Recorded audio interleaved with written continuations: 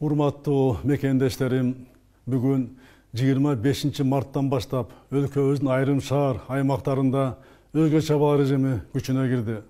Ушуга байланыштуу сиздерге кайрылып жатам.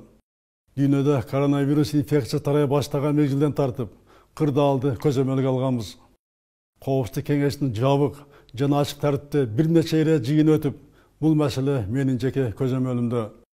Ошол активдүү чаралар өлкөдө кырдаалды көпкө чейин туруктуу кармоого мүмкүндүк берди.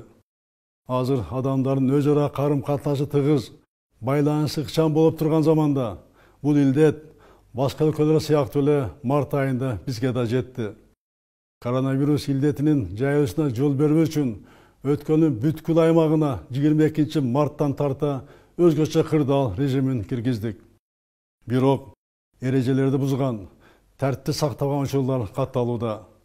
Коронавирусту жайылтпоо үчүн мындан да катуу чараларды кабыл алуу зарылдыгы жаралды.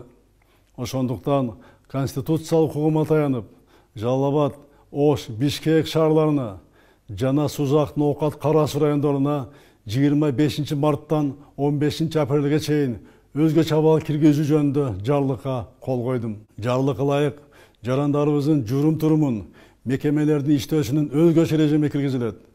Милдетти түрдө санитардык эпидемиологиялык иш-чаралар өткөрүлөт. Урматтуу мекендештерим, өлкөдөгү өзгөчө кырдаал жана аталган аймактардагы өзгөчө абал жашоо турмушубузда айрым ыңгайсыздыкты, бир кыйла чектөөлөрдү жаратат. Мекендештерибизден тартипти темирдей бекем сактоо талап кылынат.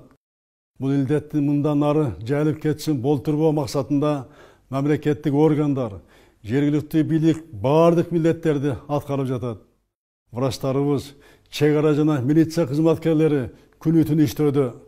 Бул аракеттер коомчулук тарабынан, ар бир жаран тарабынан колдоого алынбаса ийгилик болбойт. Биримдик менен гана натыйжага жетебиз.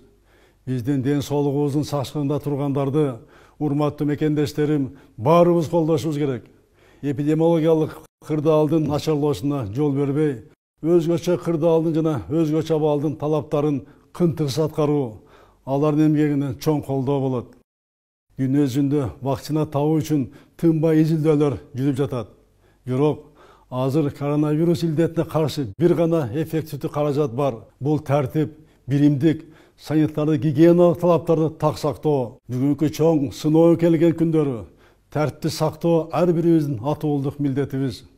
Өзүңдүн гана эмес, мекендештериңдин, балдарыңдын ден соолугу, өмүрү, келечеги үчүн, жалпы коомдун саламаттыгы үчүн жоопкерчилик. Бул илдет мага келбейт, сактанбай деле койсом болот деген кенебестикке жол берүүгө укугубуз жок. Үйдөн чыкпай, гигиеналык эрежелерди бекем сактап, жолугушууларды токтотуу зарыл.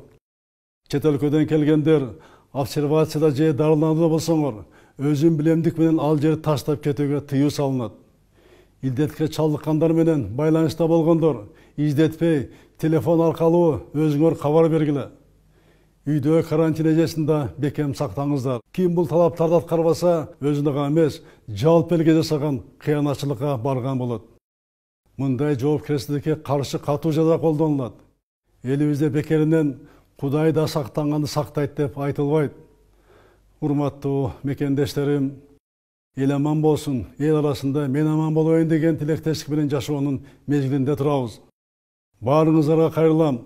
Кары жаш дебей, ээлеген кызматына карабай, бул илдетке каршы күрөшкө биригүүбүз абзел. Ар бир мекендешибиз карантиндик тартипти, медицина талаптарды катуу сактоо менен улутубуздун саламаттыгын коргоого өз салымын кошот. Күнү түн аракеттенип жаткан ар тармактын кызматкерлерине, биринчи кезекте дарыгерлерибизге да бир ирет ыраазычылык билдирем. Алгачкы күндөрү медиктерибиздин ишин камсыздоо боюнча кемчиликтер болгон, андан кабардармын. Республикалык штаб кырдаалды жолго коюуда. Урматтуу дарыгерлер, сиздердин күйүп жанып, башкаларга ишеним берген эмгегиңерди жалпы журтубуз бийик баалайт. Сиздерди мамлекет камкордугуна алат. Азыркы иш-аракеттерди күчөтүлгөн тартипте улантууну суранам. Азыр баарыбыз чоң сыноодобуз. Жарандарыбыз тартипти сактаса, ишкерлерибиз кырдаалга жараша эл алдындагы атуулдук вазифасын аткарчу мезгил келди. Азык-түлүктүн, Dары дәрмек жана башка эл муктаж буюмдардын баасын жогорулатпаган эмгегиңерди элибиз жогору баалап алат. Азыркы экономикалык оор абалда өкмөт кичи жана орто бизнестин өзгөчө шартты иштөө алгоритмин иштеп чыгат. Комплекстүү антикризистик планды кечиктирбей тез кабыл алуу керек. Күнүмдүк зарыл товарларды ташууларга жашыл коридорлорду камсыз кылуу талап кылынат. Тобокелчилик зонасына кирбеген ишканаларды текшерүүлөрдү токтотуп туруу азыркы учурдун талабы.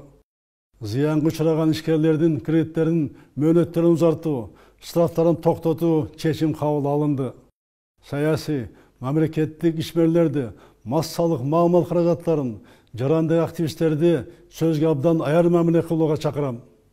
Такталбаган маалыматтардын таралышы маалыматтык коопсуздукка кедергисин тийгизет.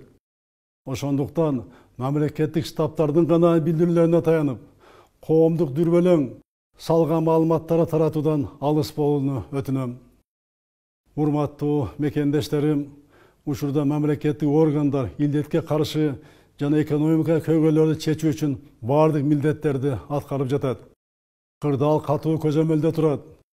Биз Айкөл Манастын урпактары кылымдарды караткан кар тарыхыбызда мындай сыноолордун көбүн жеңген элбиз. Буйруса, Кудайдын колдоосу менен элибиздин биримдиги, бекем тартиби менен бул сыноону да жеңебиз. Учурдагы кыйынчылыктан ынтымагыбызды бекемдеп, экономиканы жаңылап, адамдык абийирибизди тереңдетип, улуттук ар-намусубузду бийик кармап чыгабыз деп ишенем. Азыркы учурга түшүнүү менен мамиле кылган ар бир мекендешиме ыраазычылык билдирем. Сүйүктүү Кыргызстаныбызды жараткан Кудайым өзү колдоп, элибизде аманчылык, жергебизде тынчтык болсун.